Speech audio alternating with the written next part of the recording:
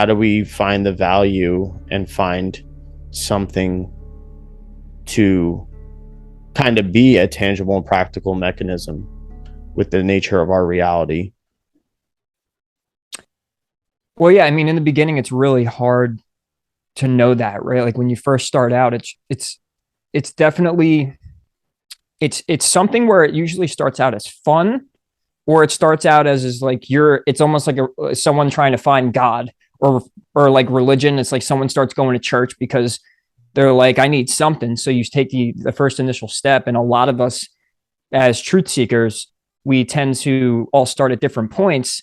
And like all the paths we take end up leading down like these separate roads, but a lot of them come back to the same place. So there's really no right or wrong where you start. It's just the fact that you've started to seek and you start to look. And then I feel like that's a frequency in itself, right? It's like once you've initiated the fact that you are seeking and you continue to do that, it tends to feed you more and more and more as you go along with it. So it's all a matter of just having the initiation of like, hey, I'm doing this, I'm seeking for something. And in the beginning, you don't even know what you're seeking. Like when I started out, it was more so like I was depressed, right? So I'm like depressed, and I don't believe in God at that point. I didn't know what I believed anymore. So like you start to seek, and that's where, astrology was the biggest one. We've said this before, like astrology was just the biggest doorway for me to see that there's something bigger than me in this universe, and there's a connection being made between all of us where it's one big organism, right? So like it's a matter of just going, okay, I need to find something. I need to start to individuate. I need to even know who I am and what this is. And that's the beauty of not knowing who you are and not knowing where you're going. The beauty of it is it's open ended, right? It's like you don't even know, and it ends up being a lot more fun once you start passing the threshold of like, oh, this is what I like. Follow that instinct, follow that intuition. I'll go in this direction, and then all of a sudden you're breaking out of the norms. You start becoming that black sheep of the family where you're looking into things, and it's like, you're the weirdo now because like you've broken out of the spell of what society and your family and all of that have told you what's important. And so the fact is just by us starting is crucial, like to accept that we've started and say, hey, I'm seeking for something. And it's Mm. beyond just a religion, and it's beyond what my family and my traditions have told me to do. And that's been the beauty for me. It's like that's what broke me out of depression. And I didn't know that was going to do that. It was just I had my back against the wall. And so now it's like, okay. And then astrology, bam, got me. It literally, I'm like, oh, like this is fun again. Mm-hmm. I love Yeah. this. Yeah, along the journey, this all the outside influences that kind of are there in your awareness can, you know, also be part of that whole part in a journey, which I think mostly all people, if they're on this path, that they'll end up experiencing is like this stop and go, this kind of receding, maybe at some point in some sort of way. Could be with the knowledge, like you're receding from the knowledge or something like that too, or you're just, or you kind of feel like this like hopelessness, and I think that's similar to something that we've definitely talked about, that we've experienced through certain stages. But that stop and go is also something, that we're also getting that because no matter what, life doesn't pause. Like life still keeps going. You still have those outside influences.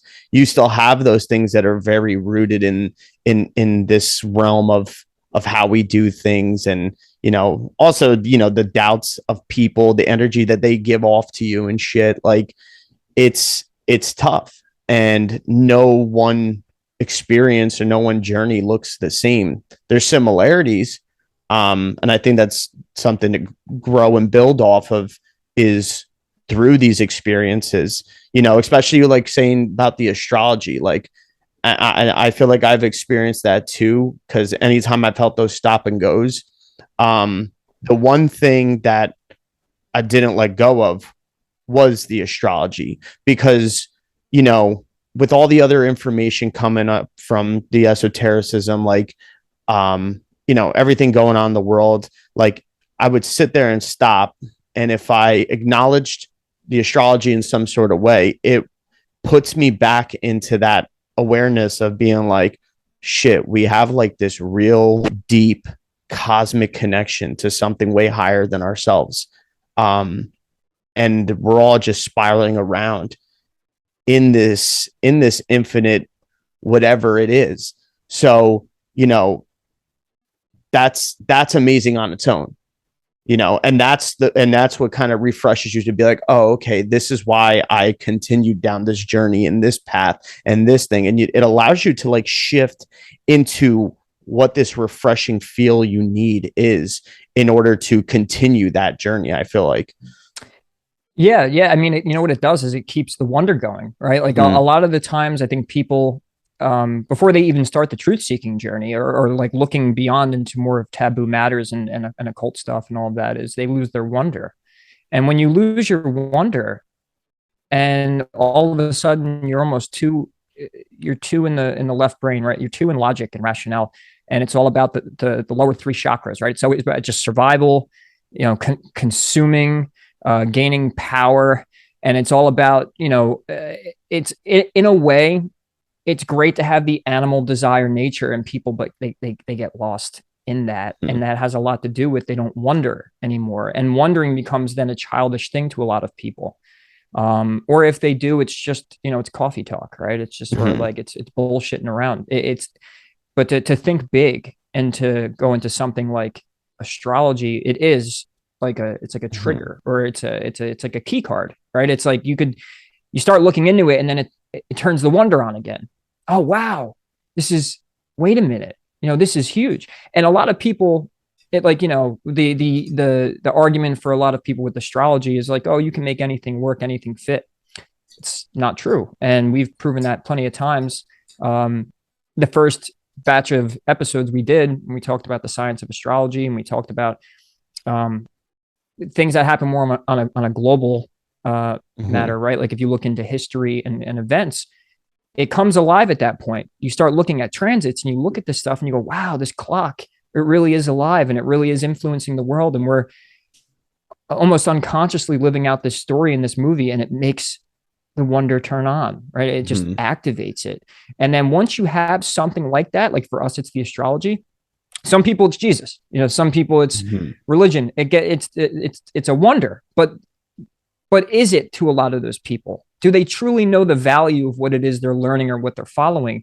Or does it become some sort of habitual safe haven, so Spiritual they feel bypassing. comfortable, and they're actually, yeah, spiritual bypassing, right? It's like they don't even have the wonder on anymore. It's just like, okay, someone told me to believe all this stuff, and someone told me to follow this and that, and if I do that, good things are going to come to me, Mm-hmm. or I'll be saved. And at that point, there's no wonder in that. It's just habitual. It's habitual belief systems on. Oh, I don't have to think about that anymore. And it's healthy, right? It's healthy for all of us to keep the wonder and imagination on, and that's what things like this stuff, like astrology and the occult and just research conspiracy. I mean, how big did conspiracy get in the Mm-hmm. past few years, right? Like with that whole TikTok run, and we had the Travis Scott concert, and all Yeah. of these things And look, turned just on as a fast as it wonder. comes, look how fast it fades away too. Shit stays relevant for like a week and a half now, a lot of times. And people are just so like pick it up, put it down and shit like that, like next minute later. So it's like, yeah, like I think that's why we need to do these check-ins with ourselves more often. That's part of it. And what greater way, one of the best ways I think is astrology, because it is that self-reflection that it activates for you, is to be able to go into these things about yourself and your own awareness and your own mentality, your emotions. It covers so many aspects of the character that you are in this reality that you're playing, that your soul being is playing. And remember that you are that emanation, and you're just kind of like being fractaled through some sort of paradigm, and then fractaled through some sort of fucking meat suit and experience. you know, and therefore why wouldn't you want to look at those things, especially in those times of doubts, and I think what we're trying to convey here is like, hey, like check in on the journey where you're at, check in on the knowledge, and check up on the things that you're going into, and really find deep to your core ways that those experiences and that knowledge is going to bring that sort of value into your life, and something beyond even material value, possessions and stuff like that, especially with the current times that we're in. You have that whole North Node in Taurus, and I think this is why there's been that itch and that edge, and you're even seeing content creators that struggling to stay relevant, falling off. I mean, we had our own hiatus here, and I think appropriate time allowed us to reflect on certain things within our own personal lives and everything, and kind of seeing what's working for us, and really tapping into, like, I feel like for me, like I feel like in order to really tap in, I had to let go and let everything be, set it aside almost in a way, but like not to the point where you give up. You're just kind of now saying like, hey, you know what? Like, I felt like I filled up my consciousness, my awareness, and my mind with so much information, and sometimes trying to go so outwardly outside of maybe me, or like what I really am feeling and stuff like that, because you're just following this type of momentum, and energies are increasing, and you kind of fall into that. But that's the whole point of coming back down and grounding. Like, it sounds like such stupid psychological words that are so relevant nowadays, but it's like really understanding what that means and where that value comes from. Grounding, it's, you have to see the esoteric spiritual journey and the occult knowledge, how it's really being used by yourself, by others. How can it be used? How can it be manipulated? How can you even self-sabotage it? Well, is there practicality in it, right? Is there Mm-hmm. practicality? Are you getting any value from these things? And what you talked about with, with the hiatus we took, I mean, I also had back in June, I had to travel back up to Jersey and go to my dad's memorial, which was about a year and a half late, Mm-hmm. due to COVID, right? So like all these things going on. And I think at times life naturally puts you in these situations where you have to mentally fast and spiritually fast. And if you don't do that, you tend to, I came up with the metaphor of, it's like a glass of water, and over time the glass of water starts to fill up with dirt and muck and dust from the air and all these little like particles that are floating around, and the metaphor is relating to your body or your spiritual energy, and you start to collect all these different little particles, and it's almost like it's not nourishing anymore. You're not clean water anymore. You're not, what it is you've clouded your own energy with too much at that point, right? It's like with all the stimulation we deal with nowadays, people don't even realize, I think that's happening, that it's almost like they're just riding a stimulation wave, and it's like, Yeah. oh, the next thing, and truthers too, like the truth community, like, does everyone here, right? Do they spiritually and mentally fast from all the shit? Do you turn off the stuff for a week or two and really check in and say and ask yourself questions like, you know, that thing is interesting, but is it really giving me some sort of value, or some sort of, like, what's the point? Like, okay, this conspiracy or this spiritual practice, or, do you have your reasons Mm-hmm. worked out? And I think we can get ahead of ourselves a lot of the times, and we lose touch with what was valuable in the first place about it. Like astrology at some point, right? It can just be like, oh, the transit, this new moon's happening or this thing, and you're just kind of following it, and like almost that you're like lost in the transits of the story of, like, you're not even really, Mm-hmm. like a lot of the times this year a transit would come and then I wouldn't even pay attention to what the transit was bringing. I was like, oh, Mars is going here, and Mars going to Taurus or this and that, and I'm not even like using the knowledge, even Yeah. though I love it and I want to use it and I want to give it this true value to myself. I want to use it for a reason, and at times I wasn't because I was just like habitually just listening to certain transits from astrologers and reading certain things. And I'm like, okay, cool. But at Yeah. that point, is it giving me value? Am I using it? And I think that goes bigger with, by the way, the conspiracy theorists or the people who believe in the NWO and the Jesuits and all that stuff. That's great to know. I believe a Yeah. lot of that It's stuff. not saying that there's no truth.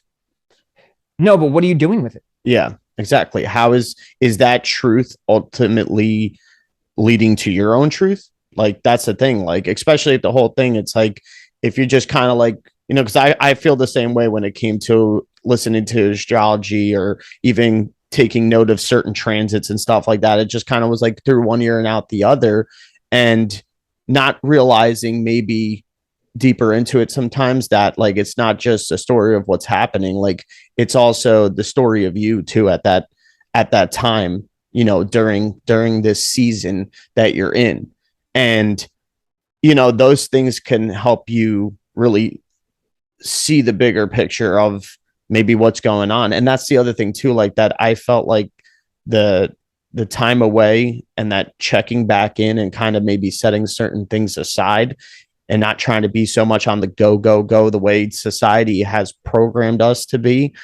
um I kept thinking to myself, I was like, you know how can you keep talking and mentalizing life when you're not truly going and experiencing it?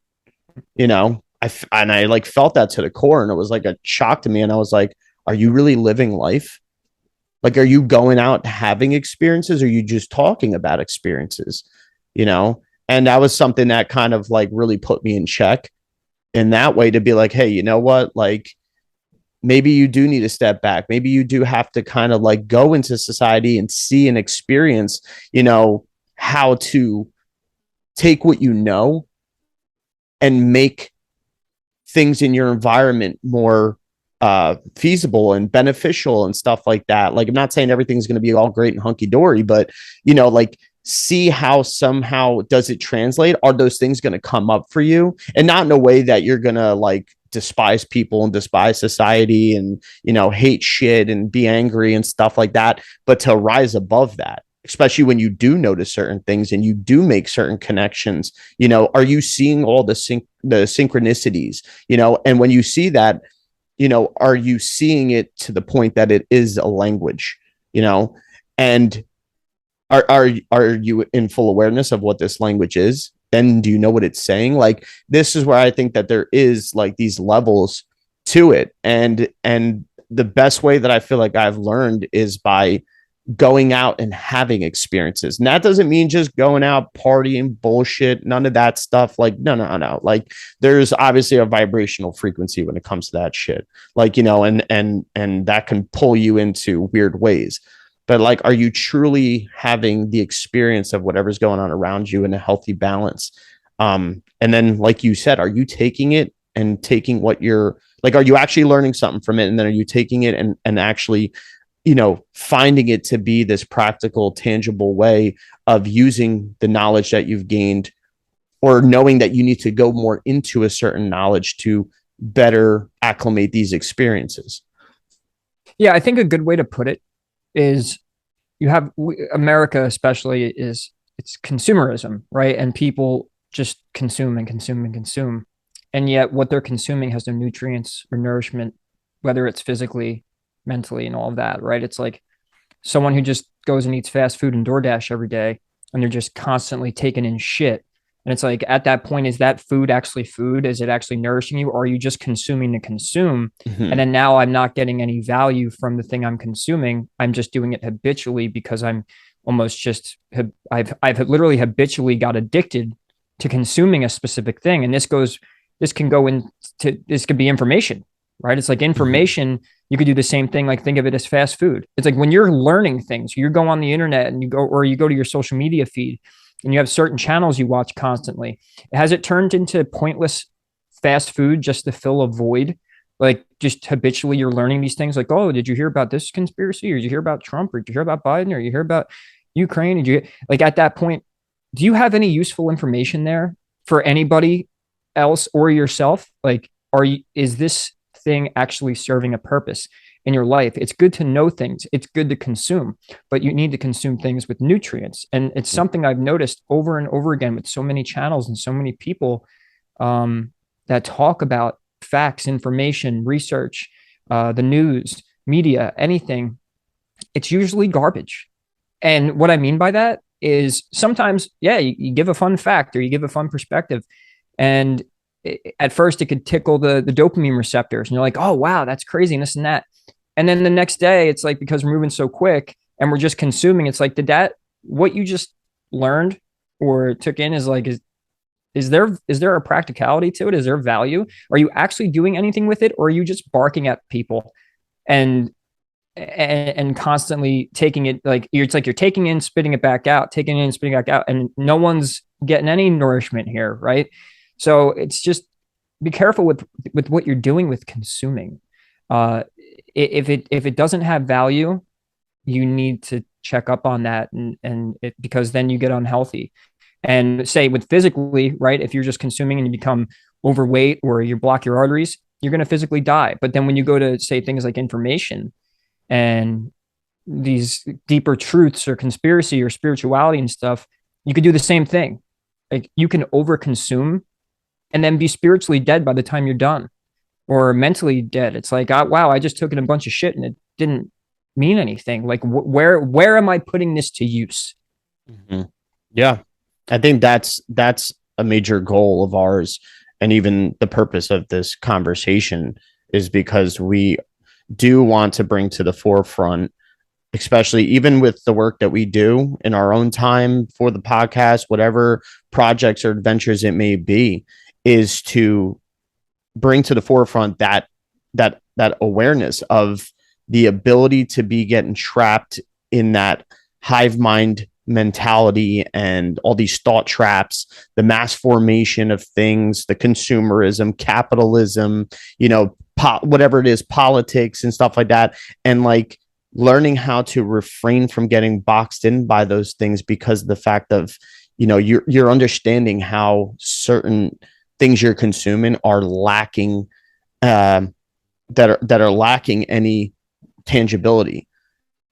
And we want to learn, and we want to take this knowledge and not just have some sort of rhetoric like a lot of these channels and these teachers or these gurus do, and we want to be able to, have a container for this, and let the information flow in this liquid form. But that liquid form is going to take shape of its container, and we have the ability to mold our container to having a certain capacity of what it can fit, how much it can fit.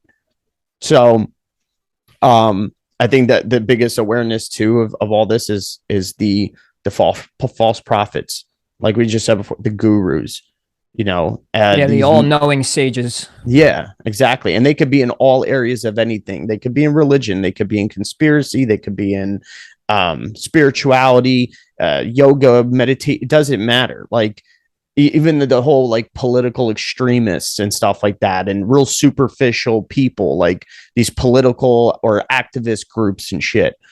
Like that's the thing we have to be aware of, because if you even go back to the egregore episode that we've done when we talked about that and talismans and just these certain things, you realize that it's only something that's has the potential of drawing you more away from yourself and taking you off track into a direction when already the journey can be very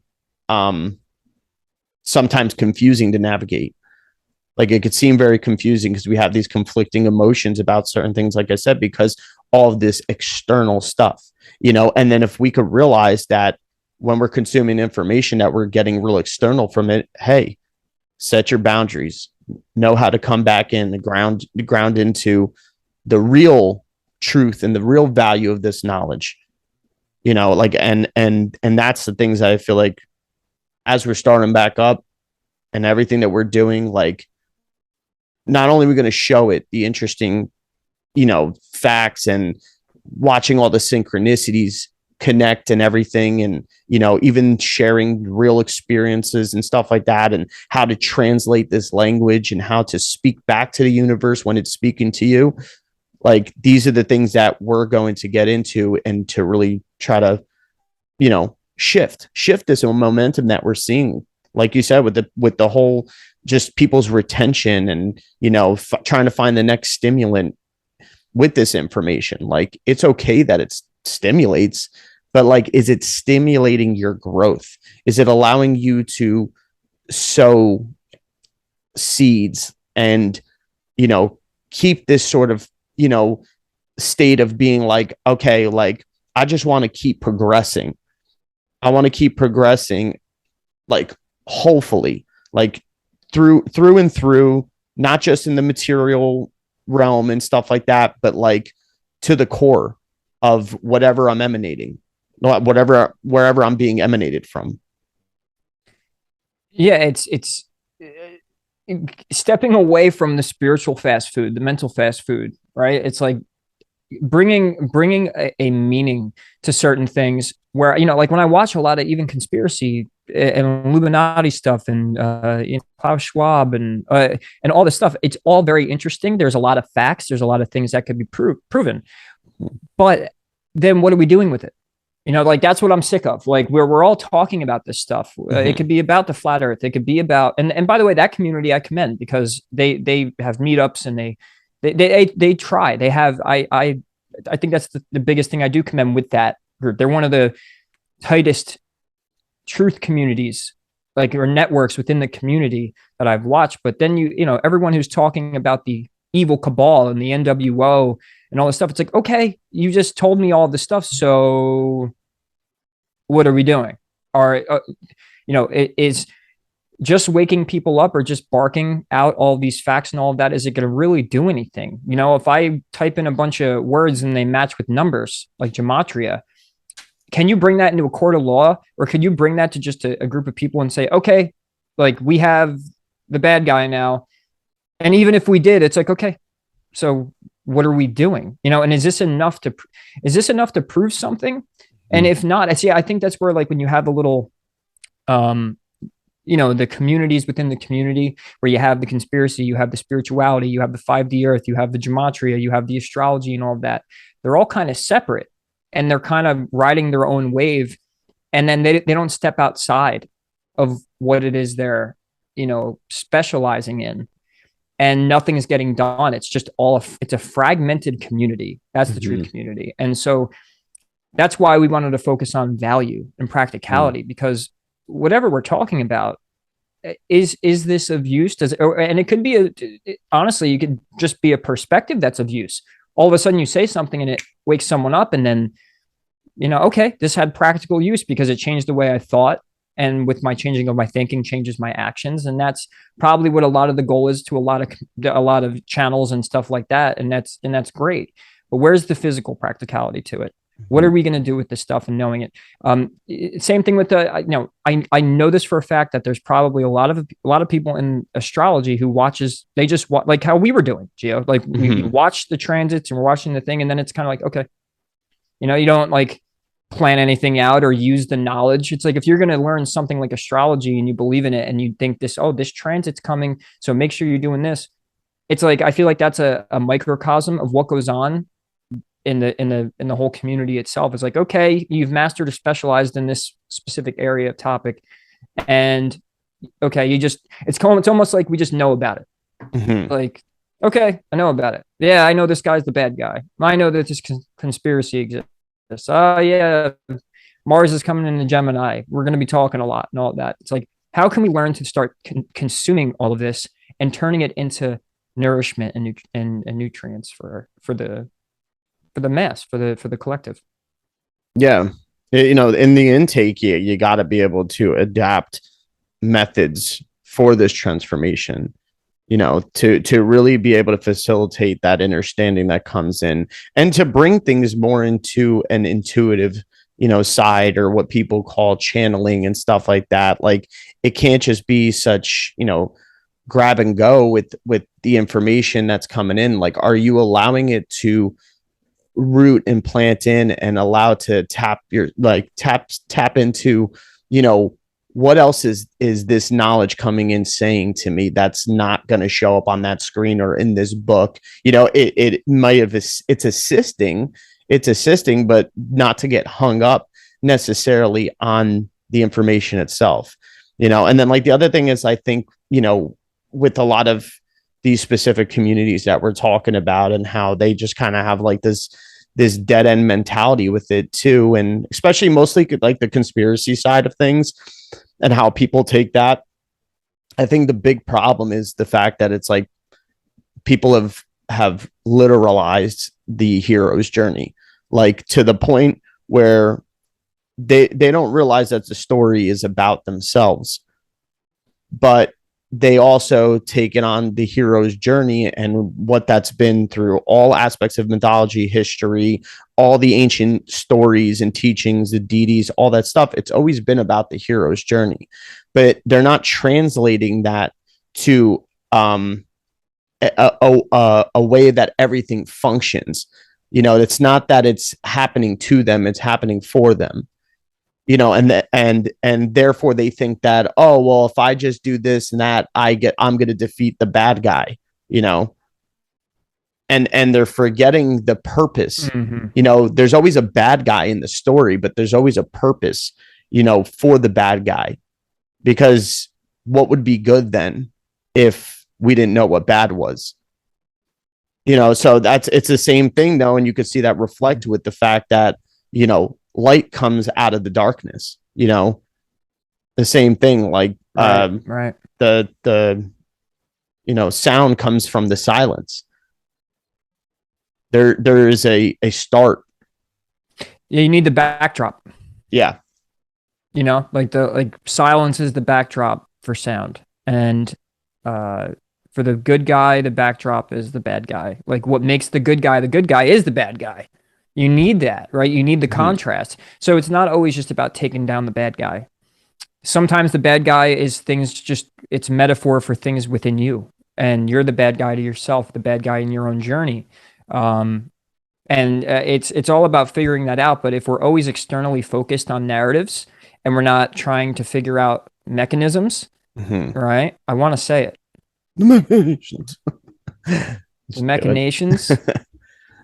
But yeah, if we're always focused on the narrative and we're trying to play the story out, like, look, I'm the type of mind that, yes, and I'll revert back to astrology again, is that it's amazing to watch and learn and all of that stuff and experience the synchronicities that it gives, right? But at the same time, am I actually going through this process and utilizing it and utilizing it for my own growth too? It's like, Saturn square Uranus. The old is going to fight with the new. Republicans are going to fight the Democrats. You know, like progressive is going to fight conservative, and that's what that transit kind of represents. But then, how is that playing a part in my life, and how is it we can acknowledge that and then start doing something about it? We could point out these things all day, but what? With knowing the mechanisms that these things are actually true and they actually work in certain ways. I mean, you can't drive a car unless you know how to fucking drive a car, right? It's like you can point out that that's the tires and that's the dashboard and here's the engine. And sometimes you don't even know every little piece, but you kind of know the main parts. And it's like, okay, how does it work? You know, and then how do I drive it?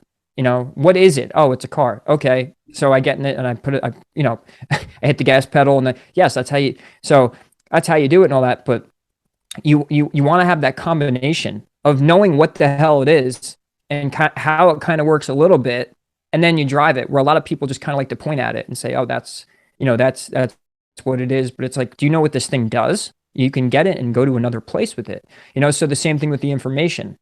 It's like, there's our vehicle, right? It's like, but are we going to drive this vehicle? Are we going to go somewhere with this or no?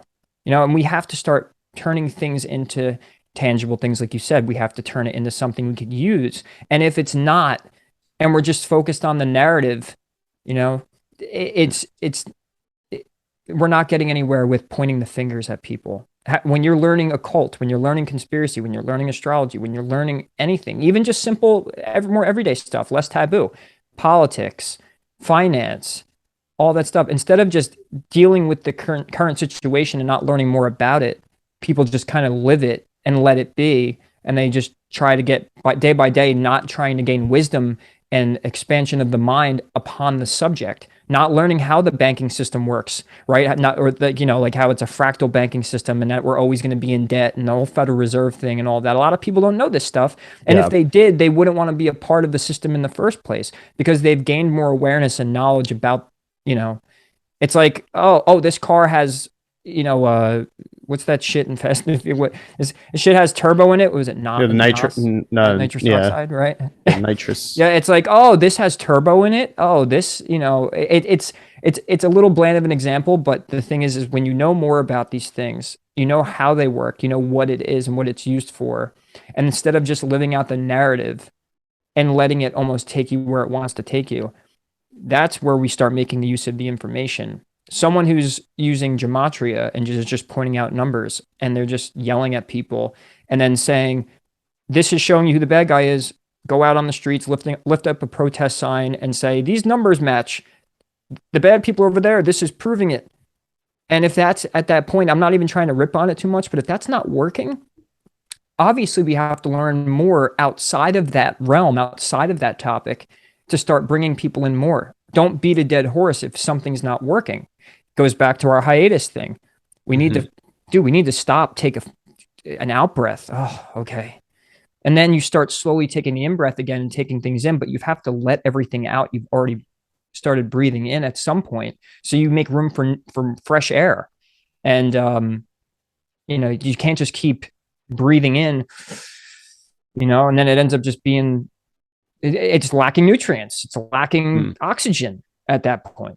Right. Yeah. Because it's just the same thing. Like that's why you have to breathe out, is because of the fact that, the oxygen gets used up and therefore it turns into waste.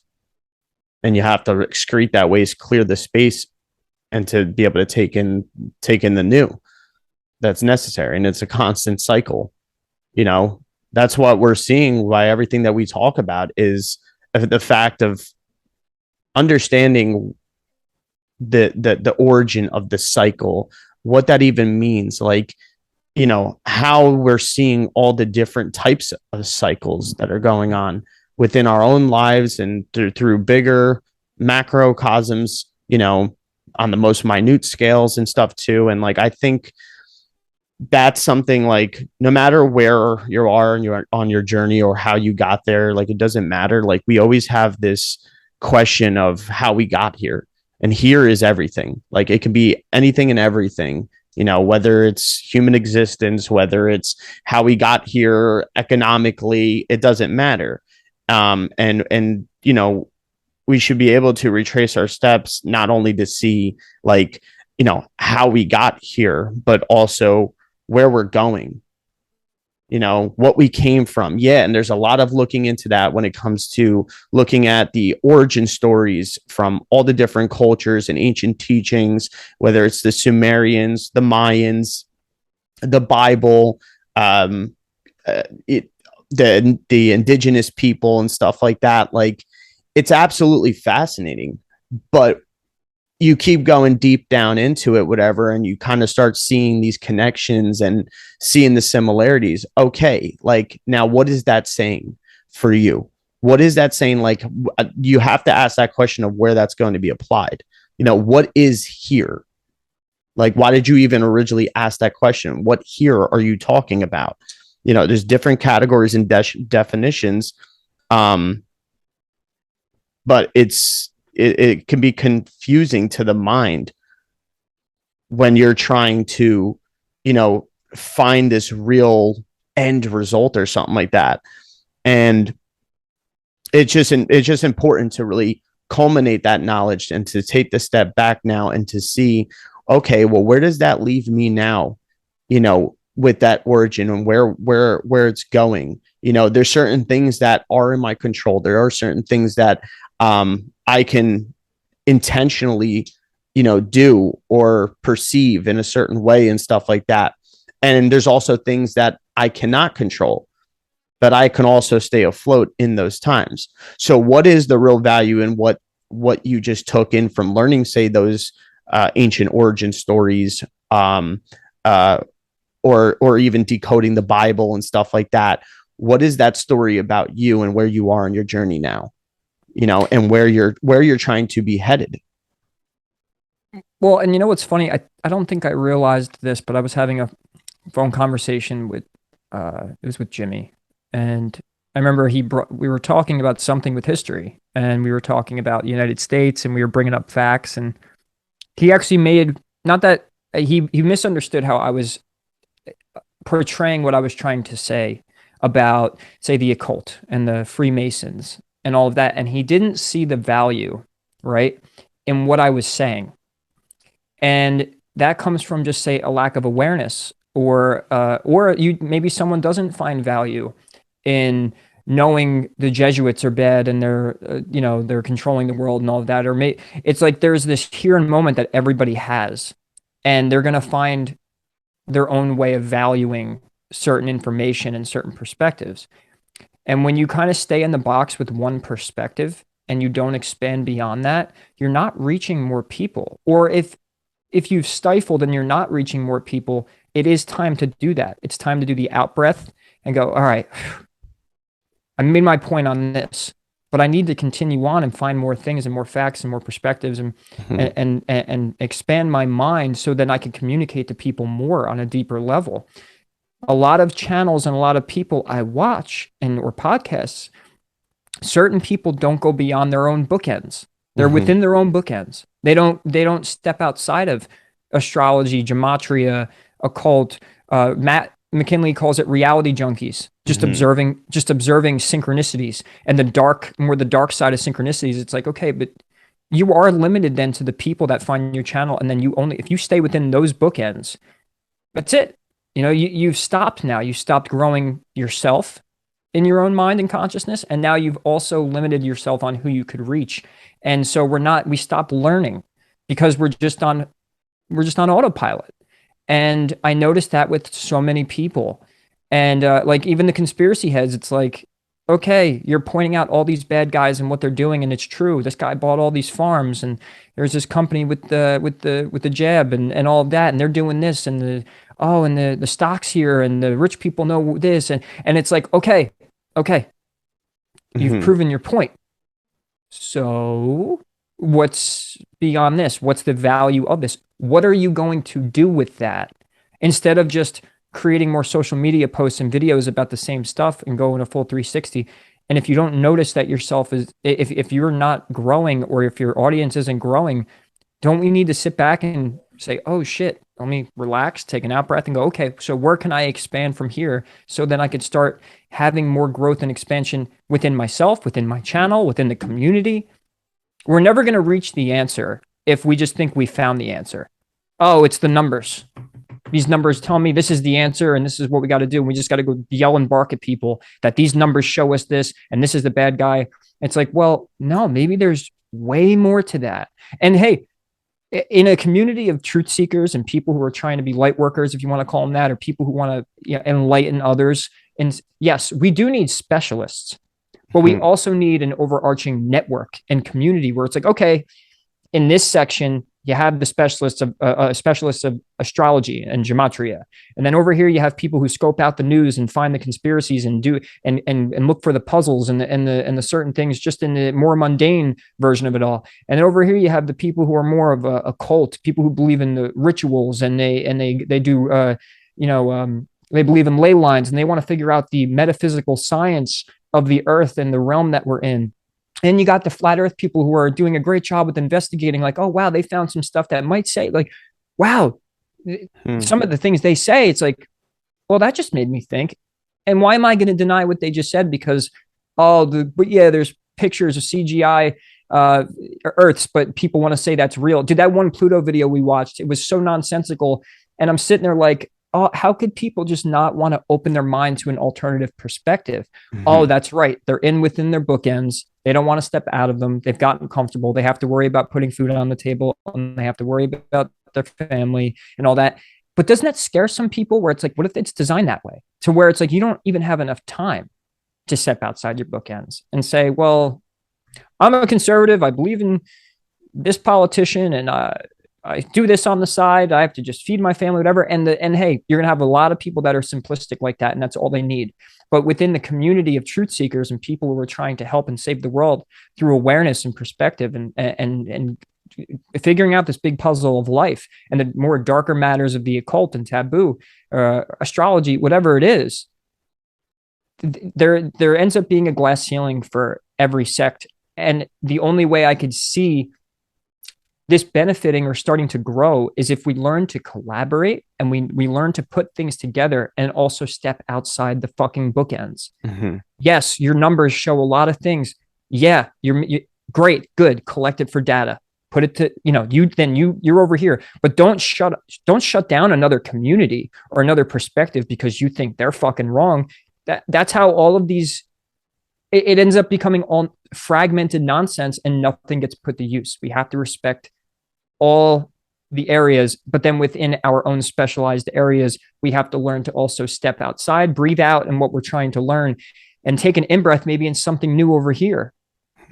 Yeah, I think that glass ceiling is being created because of the fact that everything in the universe, it's still creating itself. It's an infinite cosmic creation and replication and stuff. And what happens is people, because of the specific programmings along the way, and this is why this would be important to look back at, the whole where, how did we get here?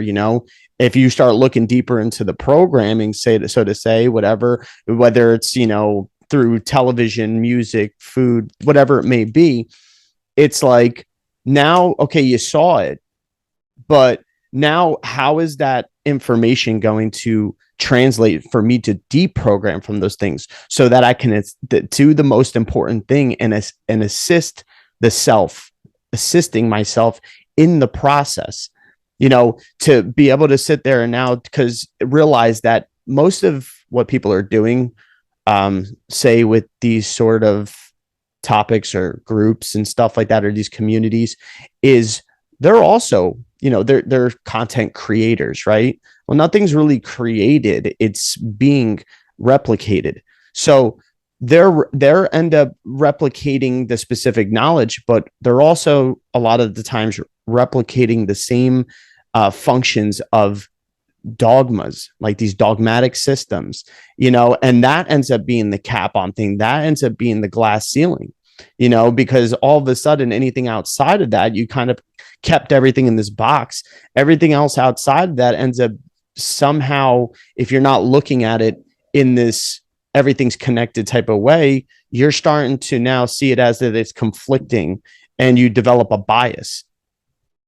So that's why I think, like, you have to be looking, okay, how is this information, and maybe what kind of collides with that information through something else, and even my experience, like, how is it helping me to look how to progress every day and to have these experiences as I'm progressing, or if I'm not progressing, and express, to even others that are entering a journey of their own, and no matter where they are, and synchronizing with their experiences too, through the knowledge, and you're seeing that there's similar things. You'll end up seeing, I think, that similar things are playing out, with different faces and shit. But, you kind of allow that to mix and meld. And then you start creating this openness. You start creating this bigger connection, and start allowing now to sync up these energy fields, these bodies, these minds, this consciousness, and it keeps growing and growing. And instead of looking at, oh, okay, how can I expose the bad guy and stuff like that, it's more so now more people are getting on a mind heart frequency together to be like, all right, we're realizing that this is the story that's playing out. Sure, we understand that there's people assisting, whatever hierarchies are assisting in this story to replicate in this way. But on the higher mind, there's going to be a split in the realities as well. And not so much of this, like, talk about ascension, 5D all the time, and like the split universe, whatever it may be, the split world, but it's more so of a sense on the experiential and vibratory level. So it's like, how are you, if you start linking up with the mind hearts with other people and sharing the experiences and maybe things that are foreign to you and stuff, and you start seeing the real practical tangible value that's to be had in those processes and those things, whether you've experienced it or not, then it allows for this bigger coherence to occur, and it allows it to kind of push back at whatever the story is, the ultimate story is, or at least to keep those things that you don't want in in your experiences and stuff that you consider to be negative or detrimental. They're not going to be so present, I feel like. Yeah, yeah, and definitely with the community aspect, like you're saying, with involving others and respecting where they're at in their journey, it's why it should be almost a principle that we live by, where we need to respect that some people they might have no idea what you're talking about, or it might seem so far-fetched. Like there's levels to it. There's levels of consciousness. I mean, people who live in just everyday normal 3D reality. And when I say that, it's like someone who just focuses on the five senses and has a little bit of imagination. They enjoy a Netflix movie. They think outside the box every now and then, because naturally humans do. We all do it, but just to a certain extent. You have levels of mind and consciousness where you have to respect. Someone might just be they think all of this is bullshit. I mean, Mhm. when you I'm focusing a lot on gematria because this is an easy one, because gematria to me is, yeah, there's a lot of fascinating synchronicity. And yet, then when you show someone the science and the synchronicity of something like that, but then you're barking over with a narrative and you're not even giving people time to digest or understand what you're saying. And if they don't, they're you consider them fucking stupid.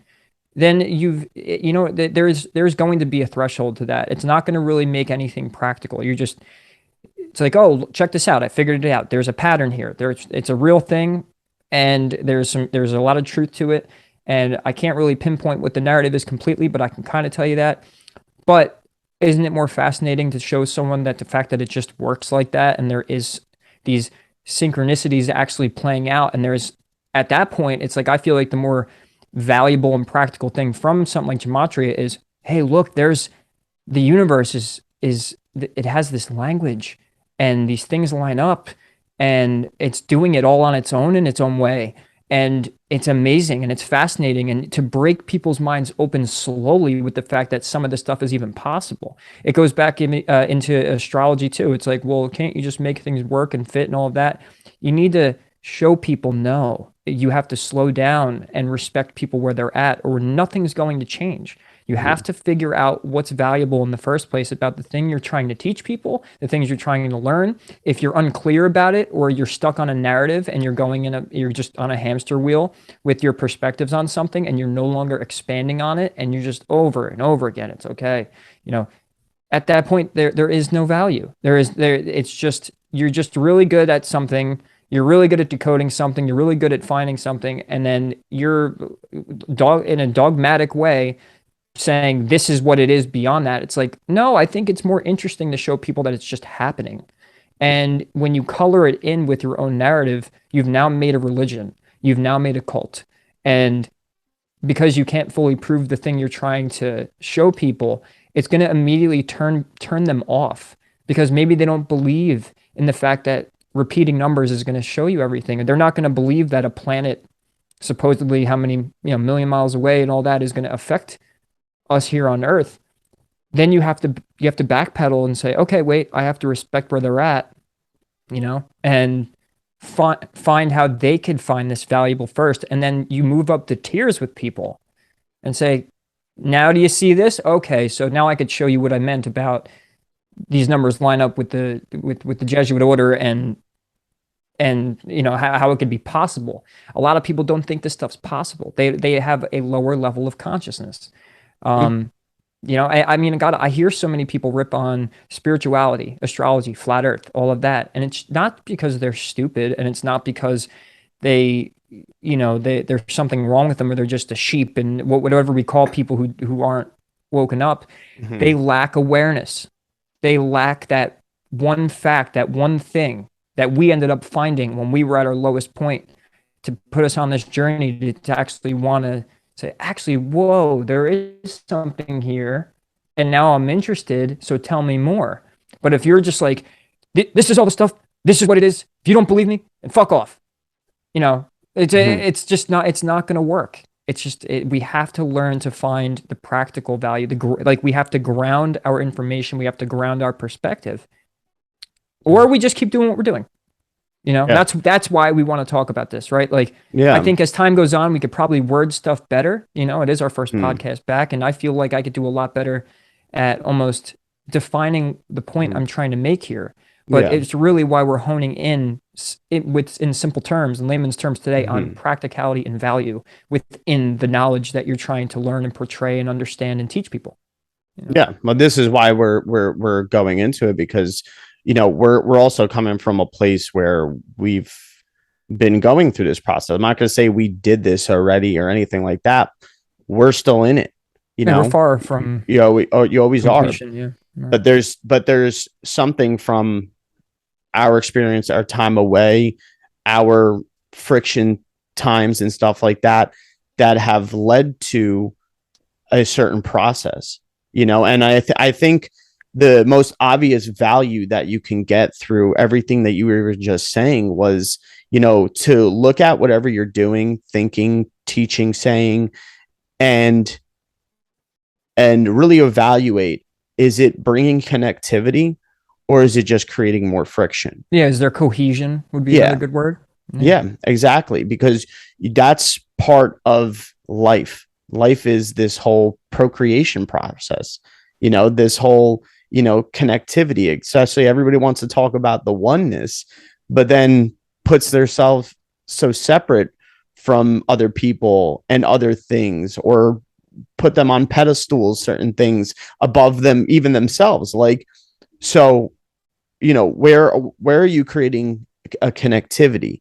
And sometimes, yeah, obviously you got to start with the connectivity within yourself, within your own mind, you're within your own self-love and your own, your own appreciation for yourself, and understanding what your true roots are, what your values are.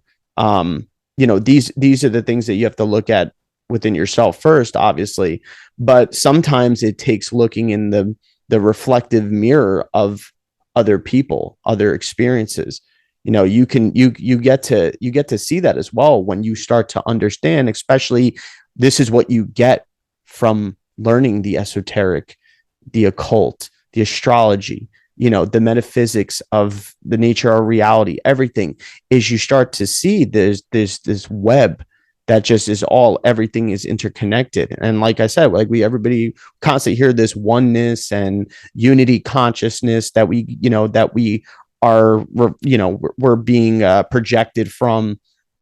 It's like, okay, if that's the case, then why are we not looking at some of these things and realize how we're creating this dualistic nature all the time and stuff like that, rather than understanding, where that dualism comes from? How does it appropriate back to a specific oneness? And you could show that through different things in nature, through the information that you synchronize, that all this syncretism that goes on. That's just all the different types of experiences that are out there. But are you paying attention? Are you looking? When you've gone through the knowledge, are you going off on, those people that are going through these tangents and that aren't really, that, like we were saying before, creating like more so of like a dogma in this area? What are they doing? That's where you could also reflect on even the information you come into. What's the saying? It's like, show me your friends and I'll show you your future. you know take a look at those things that you're consuming as well, like, and where they are. Like, are they promoting the thing that needs to be done to get to this more unified union way of doing things. There's a lot of people in the meditation yoga community and stuff, which yoga literally means union, and they could be so far removed and separate from most people in society, and not through an alienation that society has alienated them, but almost like this like thinking that they're better, you know. I'm not saying that everybody in yoga that does meditation, like obviously this is a big part of the process, when you learn a lot of the this wisdom on the journey, but like people end up taking in that and inflate the ego, you know, or make it seem like they had this overall crazy ego death. Like there's something to be said about the ego. You know, we constantly hear a rhetoric on how it needs to be destroyed and we have to kill it and stuff, but like not so much talk about how you're supposed to rebuild it up. You know Energy is what? not created or destroyed, right? It's Right. it's transferred. Yeah. So we Yeah. should Yeah. be I mean, looking at this constant evolution. they individuate and then they never connect back, Mm-hmm. and I think that that's like ongoing process that we have to continue is you don't just individuate and that's it, right? You have to individuate a part of yourself, put some pieces of the puzzle together that you figure out and what you're looking for. And then you step back into connectivity with other people with it. And then you do that for a while and you find out who you can connect with and what you can find. And you go and search for more pieces of the puzzle where someone else has maybe the pieces to the puzzle that you needed. And you build relationships and all of that. And then there's the individuation process again. Mm-hmm. It's okay. Let me come back into my own again, individuate, take all the things let me frag.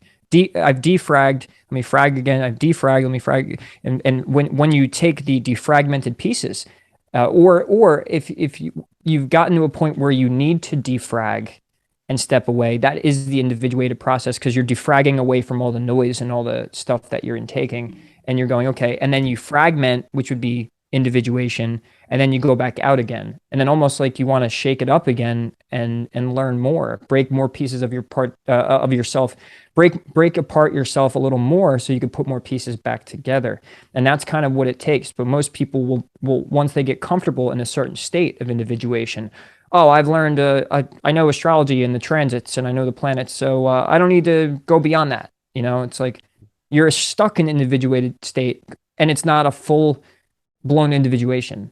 And when I say that, I mean like it's becoming whole within yourself. You know, you need other people, you need other things, you need if you've stopped doing that, you're no longer doing it. I mean, the whole point of this life, I believe at the moment, is to find that state of individuation, becoming one and whole with yourself. But it's going to involve doing it constantly, consistently with other people and going and living those experiences and then coming back in. And it's a dangerous slope to go down a path of knowledge and think you have it all, or think that this is all you need. If you're going to go into wisdom and truth seeking, learning metaphysics, all of this stuff, you're never there, and you shouldn't be there. If you were there, you won't exist on this realm anymore. Yeah. That's at least my belief. Like once you've figured it all out, there's no need to come back. Yeah. Well, I mean, in this human experience that we're in, listen, we're all bodies. We all have blood. We're all breathing the same air and everything and stuff. So obviously, there is this level of that we all are experiencing the same thing, through different eyes and through different lenses and everything and stuff. But, you know, that's that's the thing. And it's like, you know, that's where you end up thinking of the bigger picture of the origin of even experiencing this human experience and everything. So, you know, there in any origin point of the stories and the clues and like you're starting to see the function, you're always seeing the function of what was going on during that time. But the thing is, though, is we have to understand that the functionality of that time is still relevant and present and happening to this day. It's still occurring. That's why a lot of these stories that, people go into the Sumerians, and, I'm going to say more so the Sumerian stories, all these origin point stories, the birth of Jesus, everything, no matter what, that story is still occurring to this day, and there is truth. There is truth to those things, but truth is also always happening and is not subject to time, so therefore that's the thing we have to look at. Okay, well, how are these truths being replicated, you know and step away from so much of the literalism, but like you could just look at that through birth, through procreation. You can see how that is occurring, and how we are bringing things up. There's a role that needs to be played, with the divine feminine and the divine masculine within all things. And to be able to remove that thought, which obviously this always becomes to be a problem with a lot of people, is remove that real personified image of masculine and feminine, understanding the hermeticism behind that and stuff. And these are things that obviously, as we go deeper and go further into them, like it's going to become clearer and more aware and being shown how to work with them. Yeah, it really does come down to that, right? It comes down to the fact that the Jesus story. If you've taken it literal and you go to this church and you learn the story and this and that, I have this gut feeling that if you've stopped learning and going beyond, like, a lot of those people think they're there already and they just have to wait to die, and there's no learning anymore. And that's the same thing with the people who believe this is the Ouroboros and that religion, right? Of like, oh, it's a trap and you just got to do these certain things. And then if you do that, you don't have to come back and reincarnate again. And it's like, well, yeah, but the dangerous part of that is there's no expanding. Like, why chance that? You should constantly be expanding your mind and reaching out to people and finding new perspectives and all that. And if you believe in something, keep it, like, stick to that. But there should be always more. You should be.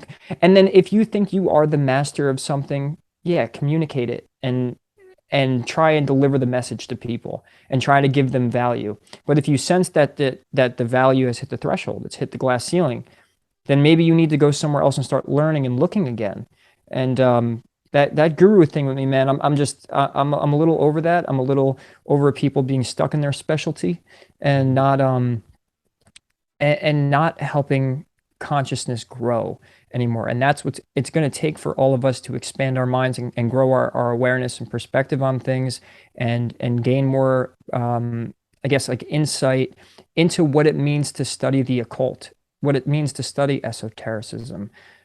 What is that? Are you just using the lingo? Are you just using the language, love and light, wholeness, all that? Do you say those things, but what does that mean to you? Mm-hmm. And does that mean, when you're saying it, are you portraying it and being clear to other people what it means to you so they can help themselves with that information? And at a point, I see a lot of people just start parroting things because they've gone so far with, say, like a YouTube channel, and they don't want to step outside what they're talking about because they might be afraid that they might lose people because they've attracted people with a certain perspective. And then at that point, it's like, oh, well, if I change the way I see things, or if I change my mind on something and I start to consider things that go against what I've been saying, I might lose these listeners. That's what I mean. It starts to become very much a dogmatic, religious type of situation. Like, whatever is happening with politics and religion happens within the truth community itself and people who are trying to teach and bring awareness to people. There's no longer about the knowledge itself. There's just an obsession with the specific area. And because they've started building revenue and they're making a living off of something, it's no longer about expansion anymore. It's no longer about understanding any of the information. The spirituality of the situation has now been diluted because it's all about the 3D again. And people don't realize they've stepped into, like, oh, this is about the 3D stuff now. It's like, this is how I put food on my table, how I make my money. I teach this specific thing. I tell people this narrative. And if I step outside of that, it literally might affect the quality of my life. It's a risk.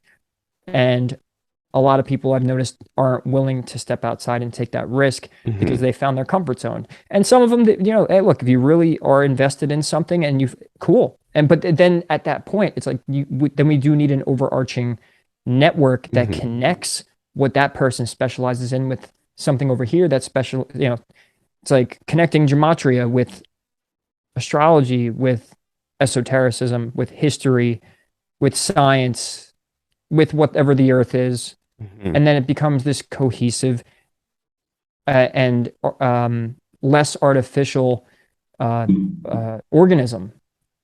You know what I mean? So it's like that's really been my focus the past 6 months and why I needed to let the out breath go, you know, and really go, what man, am I getting any value or is anyone giving any real value or are they just pointing out narratives and again what they believe and then what they think we should do? It's like there's no cohesion. I think that's probably my favorite word of the night tonight is it lacks cohesion, it lacks growth, it lacks expansion. And if there is a bad guy, we're all not doing a great job at teaming up and really figuring out how we could use all of this stuff without just dogmatically saying this is, you know, this is what I believe and this is what it is and this is what we have to do, and we just go yell and scream and banter with one another and don't take real action and not put pieces of the puzzle together Hmm. in the more holistic manner of your specialty isn't everything, you know. Yeah. This is how we get held up by the system, to keep staying in that and allowing it to draw us back in. Like, you're what you're saying about like the whole um, people kind of like they build some sort of foundation of some sort of way that this creates an abundance for them, going into a lot of this knowledge and stuff like that.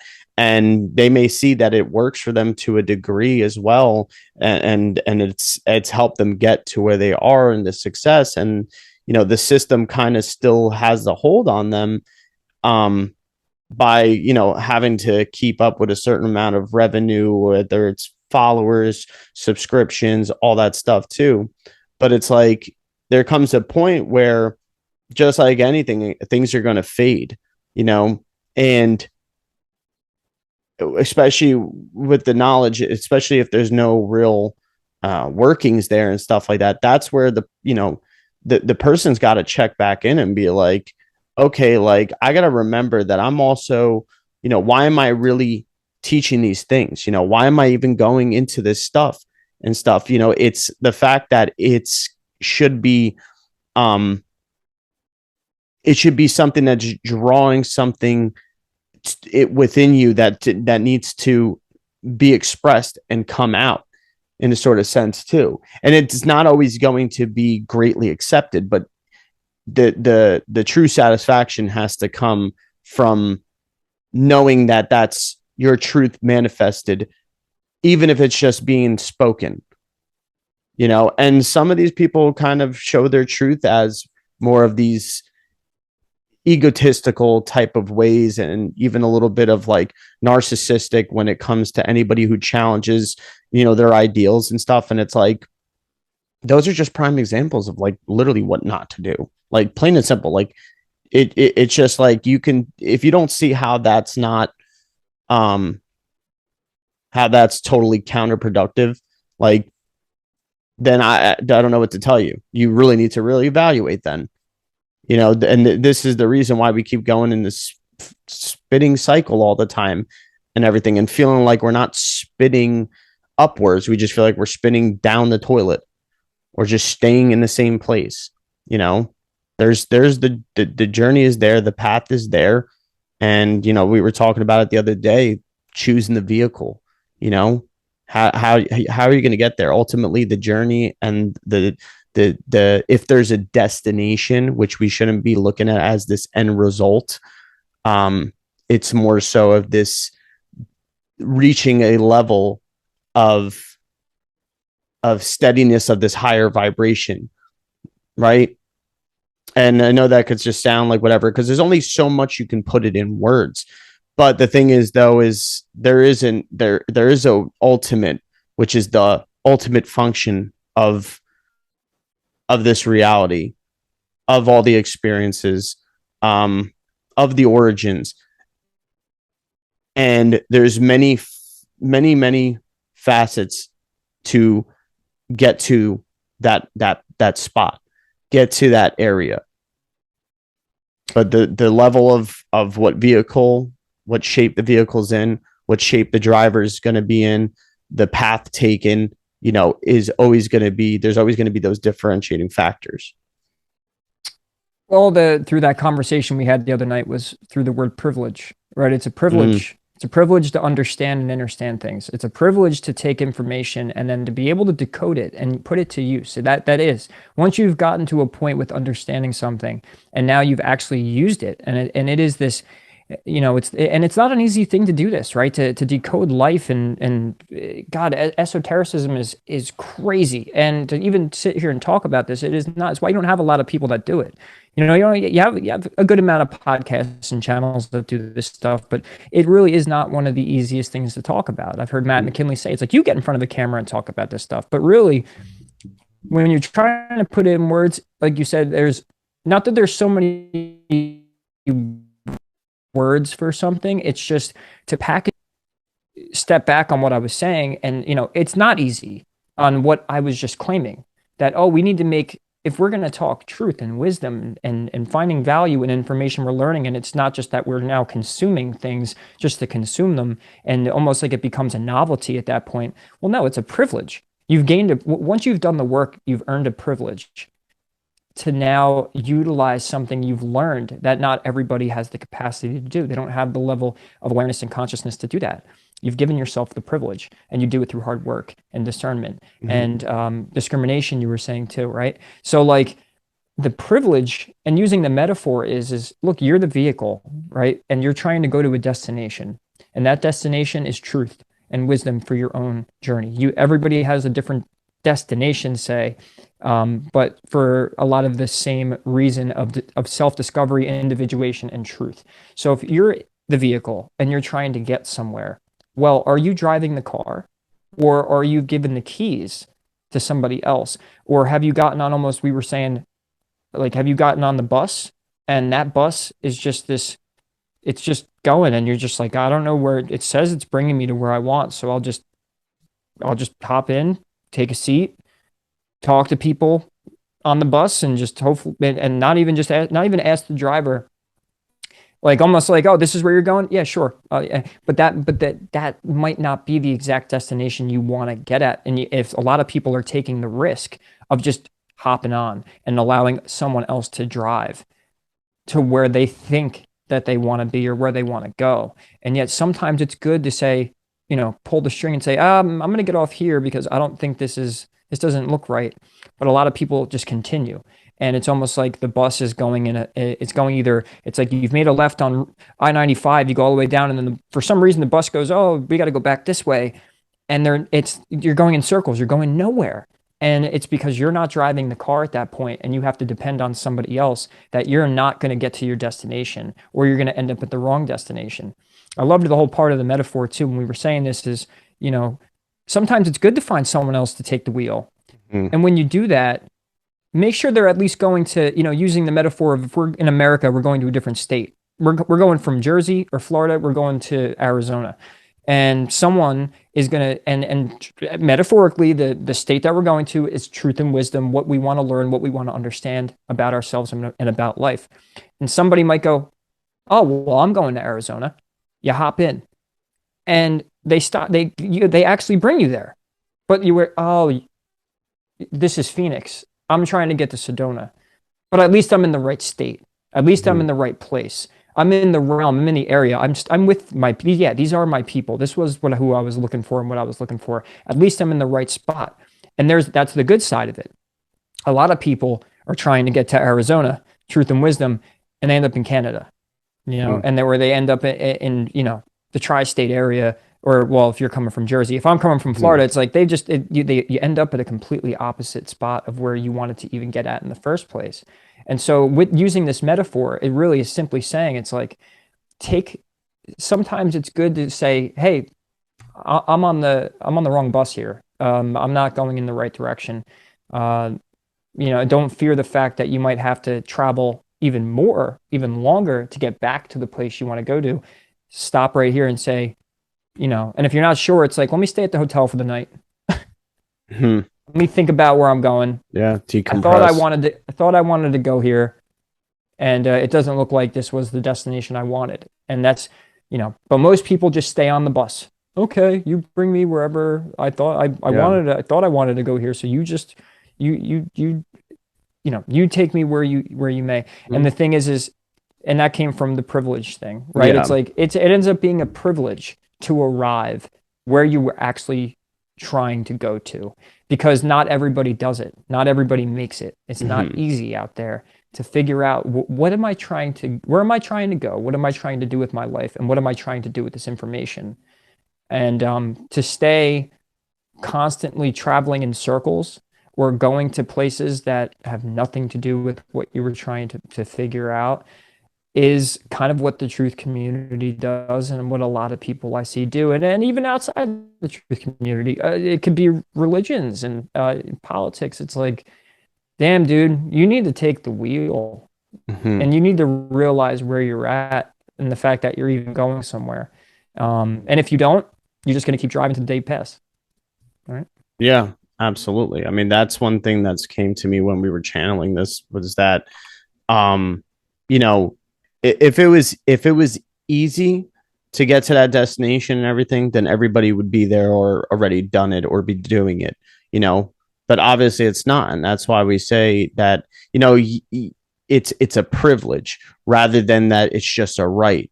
Yes, there is a divine right to be this to be a sovereign being and get back to the true nature of your higher self and to understand the wisdom and the knowledge and stuff like that. But the reality of it is that it's a privilege, just like it is a privilege to drive in a car.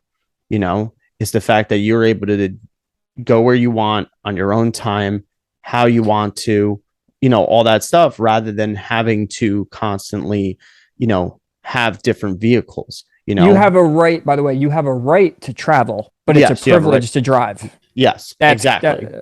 Yeah, Yeah. yeah, So you have the privilege to drive, but you have the right to move freely. You are a free being, right. despite what these um these hierarchical groups and governments and politics or whatever and stuff like that, heads of states, despite what kind of restrictions that have been placed on us. Yes, absolutely. But this is where we're trying to show how that the spiritual, esoteric, the occult, the all this wisdom, everything that's encompassed with it is a vehicle to experience that true freedom, and there's different ways of doing that. And that's why we're saying, like, is to pay attention to, what journey you're on, where you're at, and where you could be headed, and not have to fall on definitives either of that. Oh, I need to get here specifically. You could have a great insight and an outlook on that destination, but then once again, the thing is are you driving that vehicle? What is the quality of that vehicle? Is it reliable? Are you hopping on through somebody else's and a public transportation in some sort, which is going to have multiple stops, you know? And, are you going to take in the experiences of each one of those stops and stuff like that? Or do you think you need to hop off and find a new vehicle to journey on and everything and stuff? And also the people within, say some of those other vehicles, what's the quality of the driver? That you were saying it before too. And then, like we said too, when we were talking was, you know, it's also going to differentiate, if you're impaired, are you an impaired driver? Is the driver of which that you're going along with, are they impaired or inhibited in some sort of way? You have to look at what those things are. And this is why I think this metaphor that we've came up with is a great way to enter even where we're going with the podcast, even with where we're going with the knowledge, because we're connecting the knowledge with the podcast. It's just part of our journey and our attempt in connectivity too with other people, not just like mind, but people that have eyes to see and ears to hear, and want to kind of understand through other experiences and other people, and people that aren't going to like bullshit you or try to lead you wrong and tell you that I know the answer and that's it. Like people that are going to uh you know um to try to help you in those senses of opening your mind and opening your awareness to things and stuff, and to not always fall on certain definitives. Yes, there are, but this is where we're going to kind of make shift what the vehicle is, what it is we need to be taking, and understand the fact that it may change. We have to accept the fact that it may change, and a lot of people can't accept that sometimes. That's why they won't look at certain things beyond the gematria or the Jesuits, the conspiracies, or the fact of globe versus flat earth and stuff like that. They refuse, but they don't know, they don't have this openness for the fact that there's a potential of something to see. You may be trying to get to this destination and don't realize that it's like, hey, you know what? Yeah, I've been taking the bus for this thing that's headed this way, but like I'm going to get off at this stop, and it puts me closer and local to something else that's going to give me maybe a whole new outlook on something. And now I can reroute my destination and where I'm and what vehicle I'm going to be taking to get there. And that could be the better option. And this pops into my head where it's like they've made it a race too. It's like everyone's in a race to find the right destination and the right thing. Like they're trying to get there and they're trying to get there fast, and they're in their own little camp. They're in their own little bus or their own little, they've carpooled. And you have, say, take globe earth, flat earth, and it's like that one destination is truth. They don't know actually if the destination, they think they know what the destination is. They think they know what truth is.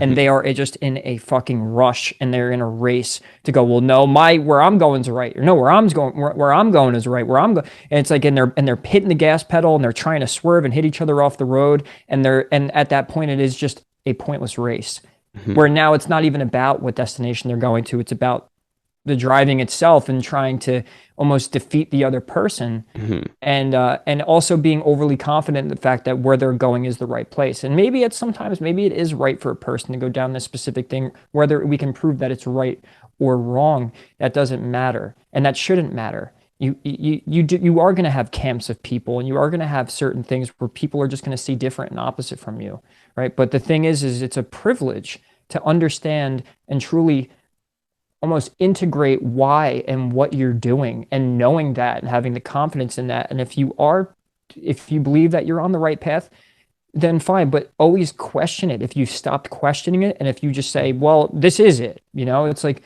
no, you should never stop traveling. You should never stop driving to, different places and seeing, hey, wait, maybe this is where I wanted to go. So there is also that good thing where sometimes you get on a bus and it brings you a place and you didn't want to go there in the first place. You didn't think that was the right place. But when you get off the stop, you're like, oh, wait a minute. I actually might like it here. You know what? Let me get off the bus, explore the town. Let me check out this area. Let me get to know the people. Yeah. Let me explore. And who knows? Maybe where I thought I wanted to go wasn't the place, or maybe I'll savor that. I'll put that to the side, and I'll explore this area. So there could be many different ways you can use this analogy, but you being the vehicle, you trying to go somewhere, not being in a race to get there, traveling safely, having a good travel guide. At times you take the wheel. Constantly think about it in that way. If you need to, where it's like we are traveling as souls, and we are traveling in consciousness and in perspective and trying to get somewhere. But don't be overly confident that you're taking the right route, or that you're with the right people, or whatever. Like, it's just, there should be this constant suspension of, I don't believe, how many fucking months ago, a year ago, where I said, I don't believe in believing. you should always have this level of suspension. You should always be questioning things and having that in breath moment become the out breath moment where it's like you've taken in all this stuff. It's like, okay, I'm just gonna let it go. I'm gonna fast. I'm gonna let I'm gonna let my consciousness do its thing. I'm just gonna defrag and let it all be. And I'll see how I feel about it. Because if you get all tense and you feel like you need to find the answer, you're going to get in that racing mentality. You're going to try and rush to the destination. You might crash. You might get driven off the road. You might end up in a really bad spot without a passport. And you're supposed to, hey, where's your passport, sir? I don't have it. Well, now you're in trouble. Now we're going to lock you up here. Now you're put in the camp of, oh, he's a flat earther. No one listened to him. You've entered this area without being able to even back up what it is you were trying to do. You basically ended up at the wrong part of the map at the wrong time. And if you do that, you're going to lose your credibility. You're going to lose your welcome to that place, and no one's going to listen to you anymore. So as time goes on, my mind, I think about 10 things at once. So like to form this into a real digestible thing of what we're trying to say here, it always comes back to the simple facts that it's like we need to make things practical. We need to make communities real ones. We need to respect what each other. I'll just say believe, for the lack of a better word, for now, or perceive at the moment. Respect that there are levels of consciousness, but if it's the people versus the power, if one thing we can all agree about is there's this overarching there is this enemy, and the enemy could just be ignorance. It doesn't even have to be a guy in a suit. It doesn't have to be an archon. It doesn't have to be a reptilian. It doesn't have to be that stuff. It could be ignorance. We don't know. But isn't that the smart thing to go, well, I don't know who the actual enemy is, but I know who it is. But maybe I'll find out one day who it is. But the smart thing to do would be to start coming together and banding together, and at least knowing that we're on this side and we are all for truth in some form. And this person over here might have a piece of that truth that I needed to hear. But if I was an asshole and was like, yeah, but my way's right and I have it figured out and fuck you, you've now cut it off. You've cut off relationships, communities, the unity. And that guess who wins in that?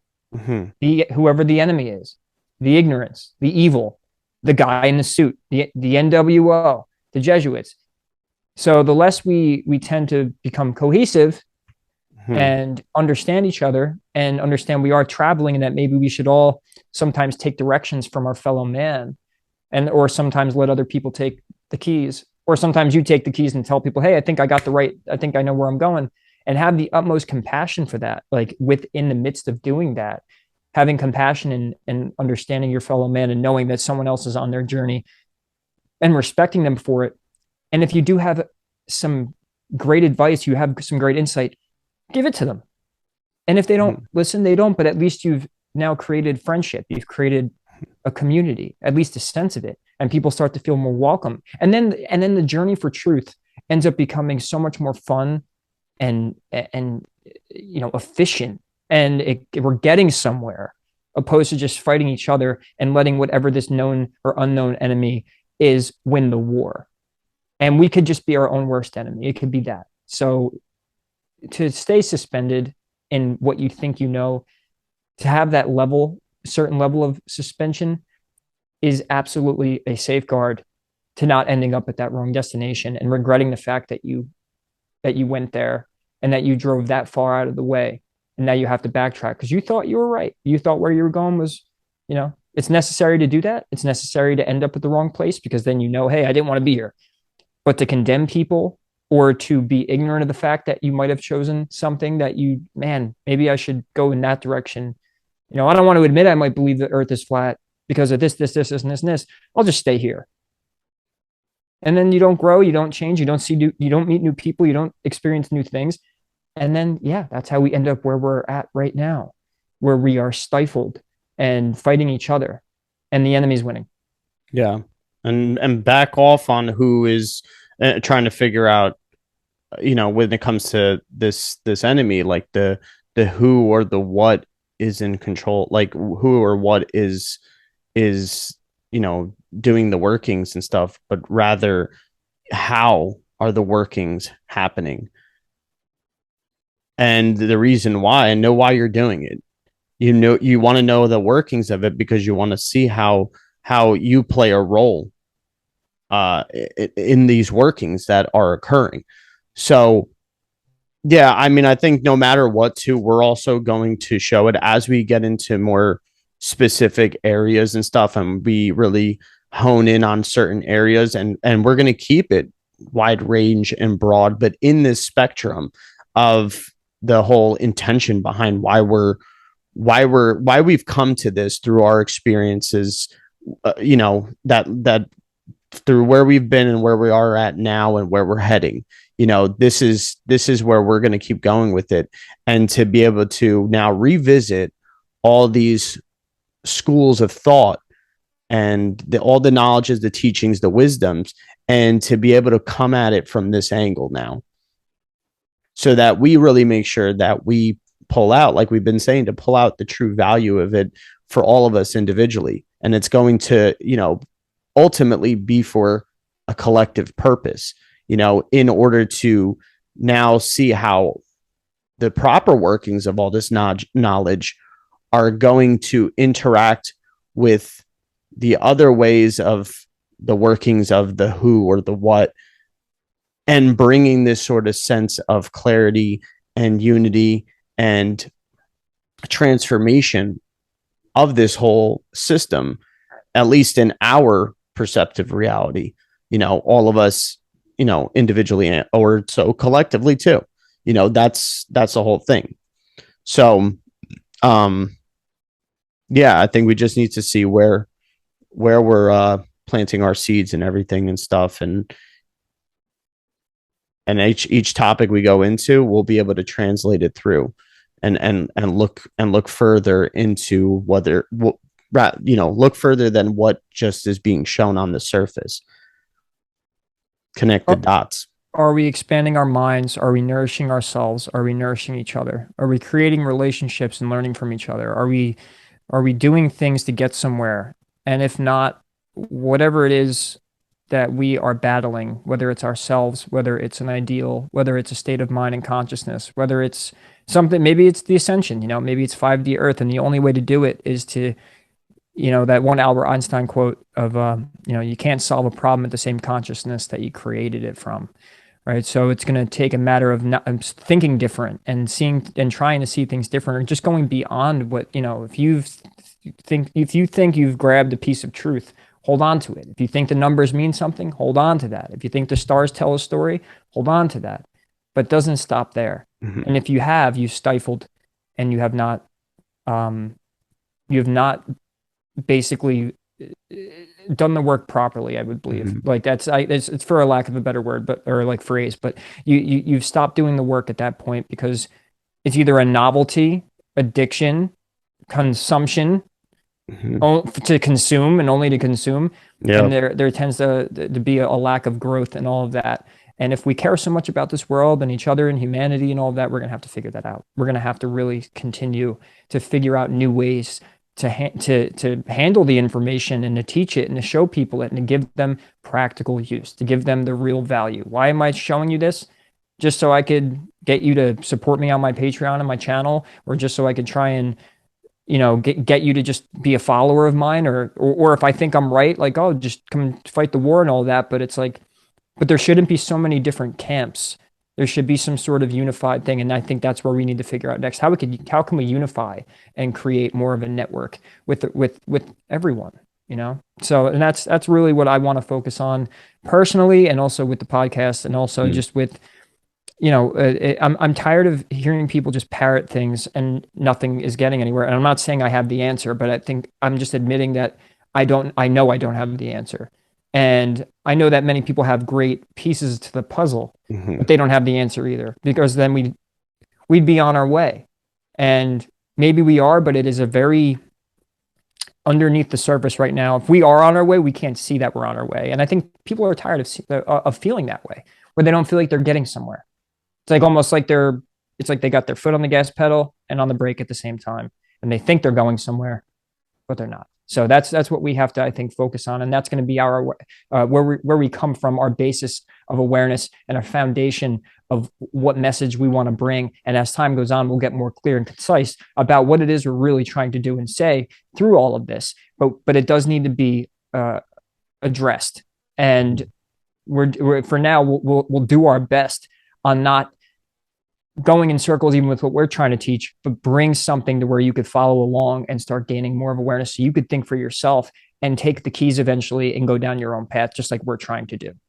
Yeah, to definitely have this access. That's the space that I think we are trying to create, is this access to the knowledge, the teachings, the wisdom, and everything, but in a way that's going to help you come at it from more of a centered and more balanced, a point of being, because I think a lot of times how we're coming through it, a lot of this stuff sometimes doesn't end up resonating with certain people, and it may be something that you ultimately doesn't resonate with, but like, we got to kind of look at why, and we may need to revisit a lot of certain things and a lot of certain talks, because maybe just how we came across it at the time. I mean, I know that I've had things that kind of didn't resonate with me at first, and kind of moved past it, and then somehow things that did resonate with me kind of led me back to that path. And I was like, oh, okay. Instead of ignoring it and be like, fuck that, because I had some sort of experience with it, it was kind of like, well, it brought me back here now. So maybe I should take another look at it and trying to change my angle of how I'm looking at it. And there's been a lot gained from doing that. So these are the things that in these specific topics and areas that we're going to talk with, like we're gonna bring that shift, and doing the ultimate thing that even this podcast is even named for, is the transcendence of this. What does that even really mean, of transcending all of what we're intaking, and even our own self transformation. This is the time to be doing this. This is, especially if you're looking at the astrology, and you're seeing more so on the grander scale, the cycles within the cycles of what we're going through, what we're passing through and stuff. This is a major shift in time. So yeah, things are going to feel very familiar in certain ways, but also be so different and alternating and constantly confusing and stuff like that. But there are things in place. There are natural things in place. There are the information and the access to it is there. We just have to use that privilege. Use that privilege of how it's coming to us. We're in the information age, but a lot of people don't want to bother to even look at the information, because we're so consumed by other things. This is the part of the specific realm of reality that we're in, that everybody keeps saying that they're trying to break out the matrix, escape the matrix and everything. But meantime, nobody even understands what the real, they're trying to do all that and don't really get what the matrix even is. Don't even understand how there's a connectivity to it. Don't even know what that means to get out of it, and anything, or think that they could just stay out of it. And these are the things that we want to clarify, so that we make sure that as we're going through certain things, that we're getting the most functionality, as we keep saying through this, and really bring in the tangible and the practical parts of everything that you can learn from the esoteric, the occult, all that. Yep. Yeah. And I think it's at this point we'll be beating a dead horse. So I'm pretty satisfied with, just letting people know that it's about practicality. It's about value. It's about knowing why and what you're doing, and in what direction you're heading, and being aware of that, and constantly checking in with yourself and saying, this is why I'm learning this. This is why I'm going into it. And this is what value I'm getting out of it. And if you keep doing that and you're getting a value out of it, like, look, if you figured out the synchronicity of numbers, okay, what are you going to do with it? Oh, well, it's just fascinating. Okay, great. Like, and that's kind of like that's where I'm at. So I think, let's beat that into people, where it's okay. And so what do we do with it? Right. So, and that's really what's been on my mind the past few months. And I think it's because I was asking myself that question. Yeah, absolutely. What are you going to do with this, Ray? Okay, you learned all of this. What comes from it? Let's figure out a way to use it now. We've learned the tools. We've learned we know that we're driving somewhere. We know we have the car. We know how. So okay. So where are we going? Let's plan it out. Yeah. Let's get things. Let's make things useful and practical and give it real value. And that's basically that's all I Yeah. really have to say about it. What's been working, what's not been working. So Right. I mean, honestly, like if I think a lot of people, where do I start? Well, if you're here right now, you got to this point in the video too. Like, take that second to ask yourself those questions, really, and take this also as a synchronicity of its own, that you were meant to hear this message, and to make that agreement and that contract with yourself. Now, it's not with us, it's not with some other teacher, it's not with the contract is within yourself. And to sign the contract that it's like, oh, I'm going to evaluate the information and I'm really going to extract the values and that I need from all these things and the experiences that I'm taking in. So take this as your sign and stuff. And if you feel that too, like, stick with it. Stick with us too. We're gonna do our best as we go through this, and and really, like, the more that people this reaches, the better it is at times too. But no matter what, this is what we're going to be doing regardless, because there's also a process for ourselves together or even individually and stuff too. So yeah, so to make it get out there, get this train of thought going, to kind of culminate everything and bring it in, and not always turn away from everything or get too sucked into everything. Share that experience. Hit up, like this video, put in the comments even where you're at in your journey. These are the things how we're going to start the connectivity. So yeah, I think we kind of You got it. We got it. So here. yeah, follow, share, subscribe, all that fun stuff. Mm-hmm. Make sure you comment and tell us what you think, and what you find important and what's valuable on your journey up to this point. And by letting us know, we could start sharing our thoughts and sharing our perspectives, and really getting somewhere with it, and making use of it. And that's, I think, the next part. That is the next part of the journey. Mm-hmm. So thank you so much for listening. It's good to be back. It's good to be back away from, it's good to start taking the in breath again of, okay, this is the information I want to take in and deliver to people, so we can start really making a difference, opposed to just parroting for a channel, for the likes, for people who want to just watch and listen and all of that. But where can we make it to where people can wake up every day and learn this stuff and be more aware? And it doesn't matter in what sector, what area of knowledge, but to just gain wisdom and gain perspective and awareness on these things, and finally start growing again. Yeah, get back to